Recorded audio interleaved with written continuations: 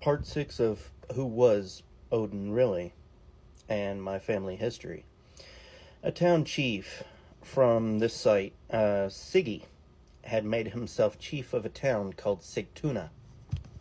And there's this huge document about him, which partly I've been going off of, the Kaus Mountains right there. Man as a leader, skills, what are we looking for? And it just goes on for a while. Yeah. From greatest antiquity, travelers and merchants came from the Kaus, his origin up the Volga River, Russia and Dnieper, Dnieper, to mix with northern peoples that they, the Goths and Swedes, drove back the Lapps or other unknowns in the north and came to establish themselves in the middle of the peninsula.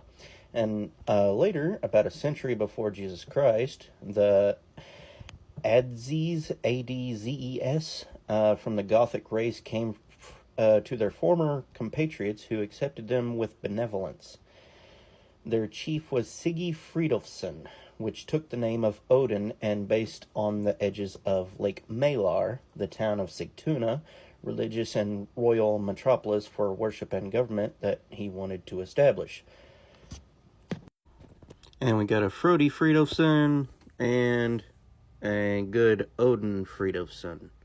Not too far-fetched that there'd be a Siggy, too. Sigtuna, and that's a hot zone for my ancestors, and he's over here. That's the hot zone.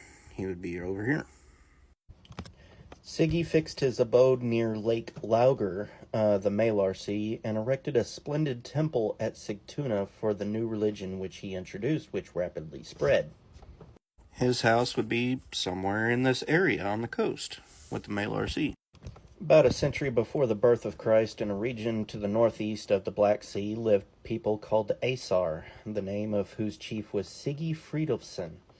The Romans at that time had subdued all the neighboring nations, leaving the Aesir no peace, when Siggy resolved to immigrate with his people to a new country further north. The Aesir at this time were more ingenious and further advanced in all the arts than the rest of the northern nations.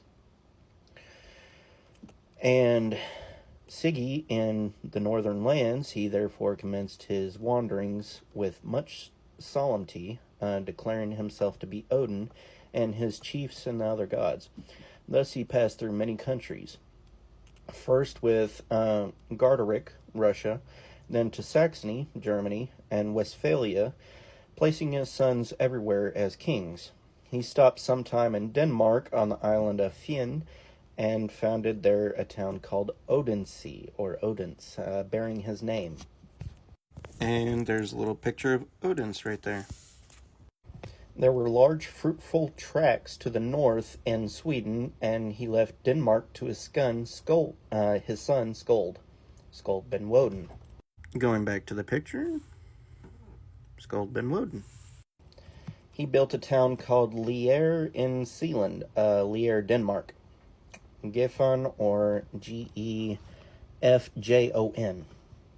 And he went from Odense over here to there, Lier, where Ben Woden's descendants reigned long under the name of Skoldungar, Skoldungar.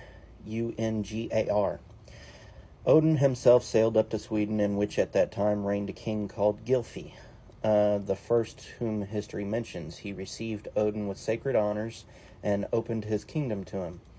Odin proceeded to found a town on Lake Malar, which he called after his own name, Sigtuna, or Siggy's home. And there's the area right there. He founded a temple there, but divided the neighboring country among his chiefs, whom he appointed to preside at the sacrifices and to assist him in the administration of justice. These chiefs were termed Diar, D-I-A-R, and looked upon as gods, but Odin was considered as a chief of all. He was possessed of a handsome and majestic man, and when he sat at a feast with his friends, his presence gladdened all, but to his enemies he was cruel and terrifying. His eloquence was such that whatever is said alone thought to be true. He introduced the art of poetry into the North and was first there to use the art of writing. His letters were called runes, and were carved in wood. The people believed he could work charms with them, and he said he understood another species of magic called Seid or Seder, so that with a few syllables he could extinguish fire, quiet the sea, and change the wind. He could even leave his body as dead, while his soul, in the shape of a bird, a fish, or some other animal, carried his messages all around the earth. This is the reason the Havamal has it say, I know songs which a king's wife does not know, and no one's son. One is called help you through disagreements and sorrows. Second, who'd live as healers. Third, binding against my opponent, dull edges of their weapons and everything else.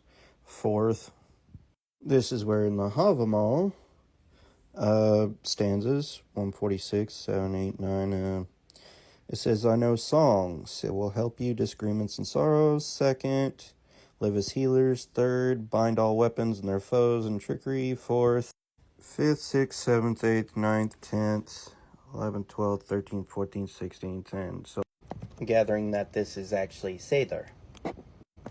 He had a ship called Skildbladner, which could be folded together like a sheet of paper, and had fair wind in whatever direction he pleased, which probably signifies that he was the first in the north who used sails, like a sailing ship, and understood tacking and contrary wind, along with Trojan roots and everything else. His men rushed forward in combat with great strength and impetuosity, using no defensive armor, whence they were called berserks, or mailless, and such an attack was called berserkgang, or berserkers. So I tried to put the timing and everything else, his wanderings, and tried to put a map to it. As for the description and cities with time, here's his route. For Google, it said that he left in 70 BC. He had arrived in Sweden at the time of Gylfi around 223 AD, 293 years. This time he got the name Odin when he arrived at Sigtuna and built his temple.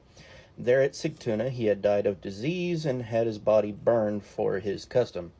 And as a custom for the Vikings or Scandinavians, they were burned on a funeral pyre or had a burial mound, and they used to get all their stuff with like swords and shields and things that they would need for the afterlife to protect them. Google likes to do straight lines, but the towns he visited, and that is kind of what I came up with.